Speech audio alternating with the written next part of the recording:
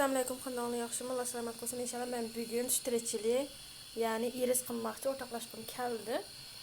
Aslam qilmoqchi, ya'ni oldi bilan men uygun bir qachamga bir su istikani shika, bir su bardağı shikani qo'ydim. Andan keyin bunga men 1 litr süt,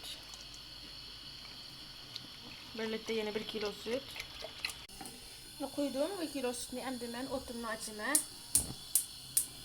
Otumni normal o'tirgan holatda otumni içib bunu bir aralashtirib turman. Chekki chaqlashib qananing bo'lib qolmasin deb. Ya'ni mullak holatda bo'lib qolmasin deb aralashtirib turman. Mana bu holatda qaynaydigan vaqtda bir choy qoshiqi kabartma tuz solamiz.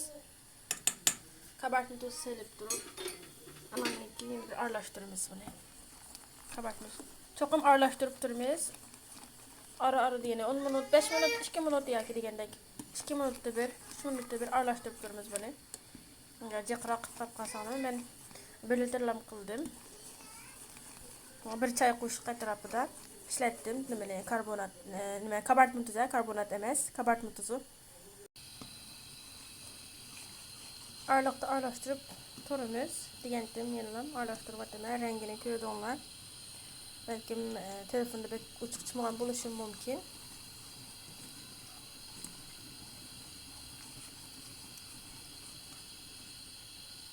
Mana benim irislerim köydağına o kadar koyak. Şunçilik yaxşı haletde buldu. Ben ortunu öçürüp etsem yine biraz soğusa tıxını koyaldı. Köydağına biraz soğusun. Mana bu soğudu. Mana köygensler. Mana bu haletde. Juda qo'yaq bo'ldi. Yana to'g'an siri yana qo'yib ayaladim. Buni yaklaşık 1,5 saat atrofida bo'sh o'tda qaynatdim. Aralashtirib turib, endi men bunday bir qacham qalay. Mana men reçelni mushuni qaldim, yana irisni mana qo'shiqni ko'ksib qo'yay. O kadar qo'yaq yaxshi chiqdi. Sinab baqsam bo'ldi inshaalloh.